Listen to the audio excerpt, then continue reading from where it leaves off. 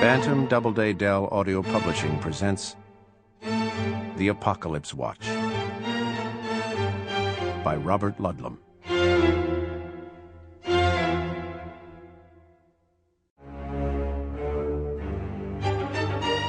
The Alpine Pass, high in the Austrian Hausruck, was swept by the winter snow and assaulted by the cold north winds, while far below, a valley sprouted crocuses and the jonquils of early spring. There was a thick, sturdy bridge, barely wide enough for a single vehicle, that spanned a 70-foot gorge several hundred feet above a rushing offshoot of the Salzach River. Once crossed, and passing through a tree-notched maze, there was a hidden road cut out of the mountain forest, a steep, twisting road that descended well over 7,000 feet to the isolated valley below. The much warmer flatland was dotted with green fields and greener trees, and a complex of small buildings, the roofs camouflaged by slashing diagonals of painted earth colors, undetectable from the skies, merely a part of the mountainous terrain. It was the headquarters of the Bruderschaft der Wacht, the Brotherhood of the Watch, the progenitors of Germany's Fourth Reich. The two figures walking across the bridge were dressed in heavy parkas, fur hats, and thick alpine boots. Each turned his face away from the blasts of wind and snow that buffeted him. Unsteadily, they reached the other side, and the traveler in front spoke. "That's not a bridge I'd care to cross too often," said the American, slapping the snow off his clothing. "But you will have to on your return, Herr Latham," countered the late middle-aged German, smiling broadly. "Not to be annoyed, mein Herr. Before you know it, you will be where the air is warm and there are actually flowers. At this altitude, it is still winter. Below, it is springtime. Come, our transportation has arrived. Follow me." There was the sound of a gunning engine in the distance. The two men walked rapidly to a small clearing where there stood a large jeep-like vehicle with deeply treaded thick tires. "That's some car." "Oh, you should be proud. It is Amerikanisch, built to our specifications in your state of Michigan." "What happened to Mercedes?" "Oh, too close, too dangerous. If you care to build a hidden fortress among your own, you don't employ the resources of your own." Lassiter smiled.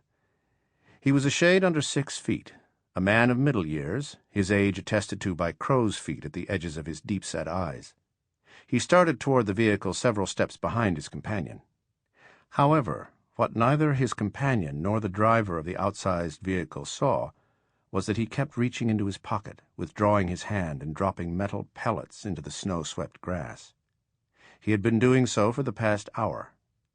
Each pellet had been subjected to radiation, easily picked up by handheld scanners.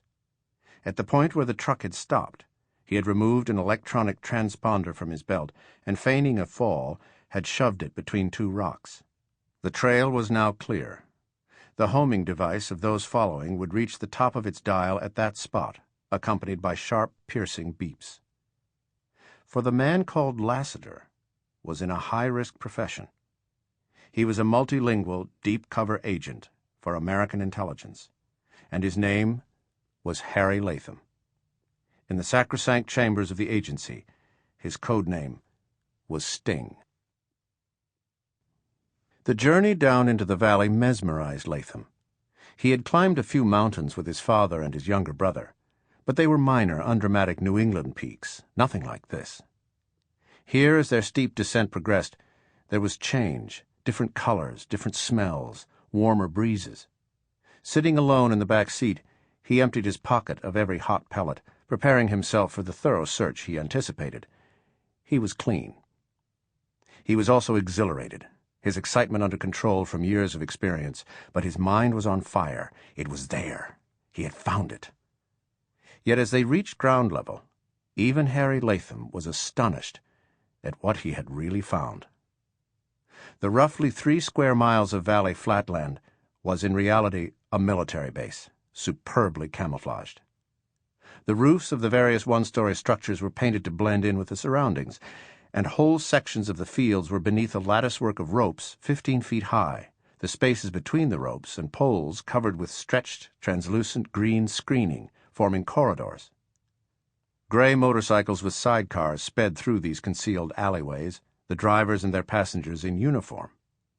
Groups of men and women could be seen in training exercises, both physical and apparently academic. What struck Harry Latham was the sense of constant movement. There was an intensity about the valley that was frightening.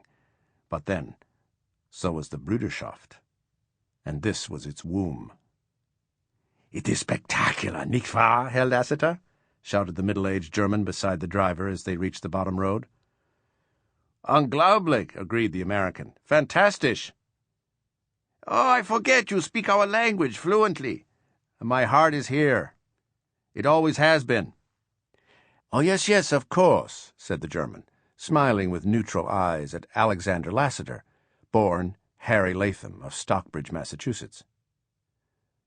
"We'll go directly to the Oberbefehlshaber. The commandant is eager to meet you." 32 months of grueling, serpentine work were about to bear fruit, thought Latham. Nearly 3 years of building a life, living a life that was not his, were about to come to an end. "Here we are, Herr Lassiter," said Latham's German companion as the mountain vehicle pulled up to a barracks door. "It is much warmer now, much more pleasant, nein?" As the two men approached the heavy black wooden door with the scarlet swastika emblazoned in the center, there was a whooshing sound in the air. Above, the large white wings of a glider swooped in descending circles into the valley. "Another wonder, Herr Lassiter? It is released from its mother aircraft at an altitude of roughly 1,300 feet. In the 30s, we Germans developed the most advanced glider aircraft." "Why not use a conventional small plane?" "Oh, too easily monitored. A glider can be pulled up from a field, a clear pasture. A plane must be fueled, be serviced, have maintenance, and frequently even a flight plan." "Fantastic," repeated the American. "And, of course, the glider has few or no metal parts. Plastic and sized cloth are difficult for radar grids to pick up." "Amazing," said Herr Lassiter, as his companion opened the door of the valley's headquarters. "You are all to be congratulated. Your isolation is matched by your security. Superb." Feigning a casualness he did not feel, Latham looked around the large room. There was a profusion of sophisticated computerized equipment, banks of consoles against each wall, uniformed operators in front of each. As a group, the operators were young, generally in their 20s, mostly blonde or light-haired, with clear, sun-tanned skin. "Each is an expert, Mr. Lassiter," said a voice behind Latham. The American turned abruptly to see a man about his own age, dressed in camouflaged fatigues and wearing a Wehrmacht officer's cap. He had silently emerged from a doorway on the left. "General Ulrich von Schnabe, your enthusiastic host, mein Herr," he continued, offering his hand. "We meet a legend in his own time. Such a privilege." "Oh, you're far too generous, General. I'm merely an international businessman, but one with definite ideological persuasions, if you like." "You were studying our group here. I watched you. You can see for yourself that these, every one, are of Aryan blood. Pure Aryan blood. As are those everywhere in our valley. Each has been carefully selected, their bloodlines traced, their commitment absolute." "The dream of the Lebensborn," said the American. "The breeding farms, where the finest SS officers were bred to strong Teutonic women to produce the true superior race.